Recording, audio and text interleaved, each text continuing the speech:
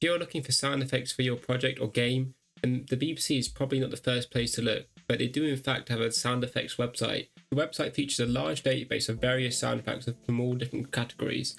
As an example, there's a crowd category where you can acquire interior atmosphere and exterior atmosphere, such as clapping, cheering, and just general talking as if being in a cafe.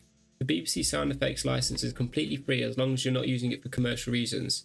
If you do, then you will have to buy the sound pack that you want to use in your project. The main use for these sound effects is really in your university projects and research projects, as it states that this is perfectly fine to use in this context.